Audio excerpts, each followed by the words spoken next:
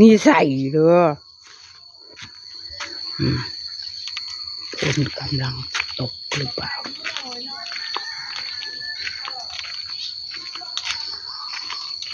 หาซื้อกับข้าวก่อนไม่ได้กินอาหารหลายวันแล้ว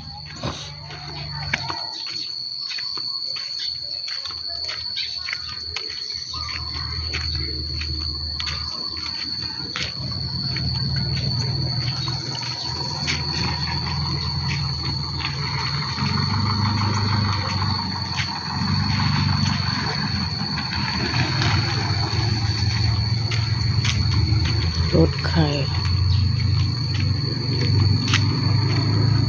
วงใบหน้าบ่เป็นเลิกข้าวนะมาแล้วกูประจานลงมาเทปูน ไม่ใช่อันข่าวนั้นไหมข่าว ใช่แน่ อุ้ย วันนั้นเห็นโบกแล้วก็ผืนอ่ะมันมีหนังกระดองประตู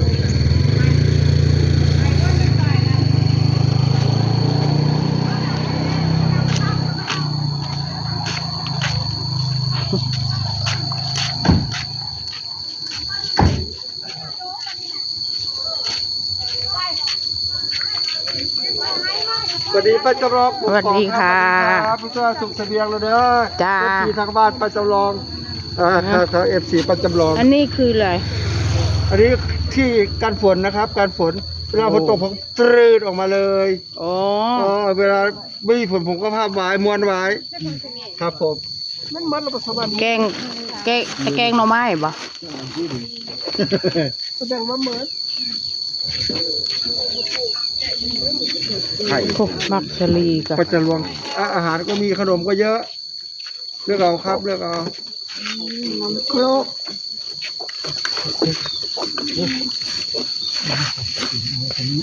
ปืนทอดออกมา30ถึง40ตัวนี้ครับครับ สูงต่ำแล้วไข่ มันก็ไม่ได้ตาบอก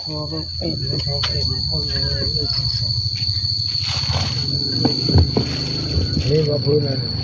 กระตวงมันเริ่มไม่ได้ตาเขาเป็นโอ้จอดอยู่แต่ว่าไปคืนนี้เชื่อข่าวไปโรงพยาบาลนะข่าวไปแล้วระดับมีมาเลยเราพักได้ช่วงไหนเราพัก โนเอ็น ได้ เช่าบ้านมัน ครับผม อันนี้2 อัน อันนี้พ่อนี่ลุงต้อย ครับเดี๋ยวนะพอเดี๋ยวจะกองไว้ช้อนนะจ้าสี่ เอาเพื่อคุณนายน้อมเบิ่งแท้ เวลาที่จะจำลองผมจะทำให้ จ้า คือจะหยอดจริงๆปึ๊กเนี่ย อย่า พอไหม ติงคิง พอไหม นี่เด้ นี้ด้วยใช่ไหม จ้า สามสี่ห้า เอาอะไรมั่งเอาอะไรมั่งวะอันนี้ 10 บาท อืมค่ะพ่อ เมื่อกี้ห้าไป10 บาท คิดให้ดีๆได้ ครับ ค่อยไม่มาเอาคืนเด้อ 20 30 40 55ใส่อีก10เป็น65ครับผม65ประจำลองกกอกวันนี้ป้าจำลองจากตลาด65 บาทเอฟซีทางบ้านช่วยป้าจำลองเลยนะ โอ้ย ป้าจำลองเงินน้อย เงิน ต้น น้ มา อย ก็ไม่ได้ขาย65ทอน35เด้อเพียงร้อย จ้า ครับผมครับขอบคุณครับ65ทอน35ถ้าเอฟซีทางบ้านป้าจำลองดูอยู่ก็ช่วยถอยเขาต้องคิด20มีไหม65ทอน35 อืมได้ ไปเดียวเอาครับใจอยู่คุณยายแก้วหัวก่อนทอนป้าจำลองก่อนครับผมขอบคุณครับขอบคุณมากก็เลยยี่บาทนี่ป้าอ้อดีแล้วแล้วบอกย่างบอก มันไหลเงิน โอ้ก็ดีแล้ว ไปผู้เดียวซื้อเนี่ย มาเลย เนื้อมุก เดี๋ยวป้าดอกอ้อเด้อเด้อป้าดอกอ้อครับ นั่น ใส่หอม ยายย่าวันอยู่ได้ต้นหอมบ่ อีกแล้ว บ่เจ้าจะได้ต้นหอมบ่ 10 20 30 มาเอาเลยแม่ 40 มือย่างมาบ่ได้บ่ 50 มันบ่มีมือถือนี่เบิดละ 525เหลือ900ตอนนี้ให้เหลือ900แล้วเนี่ยครับมันป่ามันสักได้อยู่ครับได้อยู่ ชุบใกล้บ่น่ะโอ้กางเกงสวยแท้วะ ไปลงไปส่งเลยค่ะ โอ้เอาพลุไปส่ง ถืออันนี้หนูแล้วก็หนูจะมาส่งป้าลงวัด โอ้ยควายแหงไปไม่ได้แล้วคนเจ็บแขน เยอะมาก10 บาท ผู้ให้อันนะ เอาเยอะเลยโอ้เยอะอ่ะ ถือเปิดวัดขอที่ได้หักฟัก เอาขอโทษจะครบเลยแล้วอันนี้จ้าข้าวหอมเอาไปครบเลย หอมมากนึงป้า ชื่อเห็นอาวันไป ช่วยลงวัดบ่ค่ะ อันนี้ยายของยายบ้านได้หรอบ่ ยัง ยังรอเงิน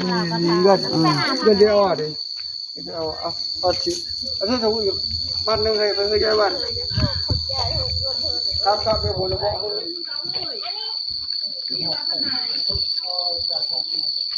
นั่งสักก่อน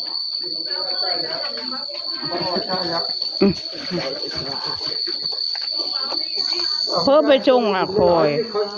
ป้าอ๋อจ่ายเลยป้าอ๋อจ่ายเดี๋ยวตัวเดียวป้าอ๋อจ่ายแล้วป้าอ๋อจ่าย พอใช้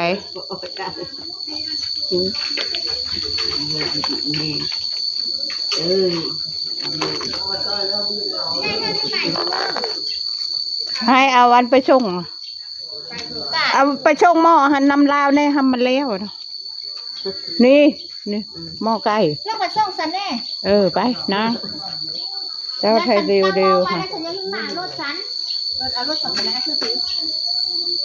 ต้องการจะเอาลงไปฟ้าที่วัด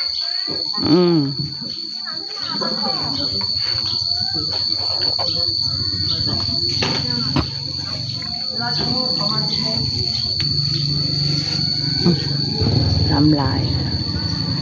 ตอนเช้านะรถตลาดมาส่งกับข้าว ตลาดมาส่งกับข้าวให้เรา ดันหน้าเลย ยังกล้าชาก็ตุกดำบริยอดคือข้าวดอกข้าวบ่พอกินจักเทื่อข้าวส่งให้นึงนาส่งให้ดำไปฮันล่ะไอ้ผมก็ดำเอาวางยอดเอา เฮ้ยยุงคม ยอดเอา โอเคครับประมาณนี้ในบ้านแม่แหลมนะบ้านแม่แหลมหลังใหญ่หลังเบลอมาน้อย โอเคค่ะ ประมาณนี้นะคะ ตอนเช้าค่ะรับลมค่ะ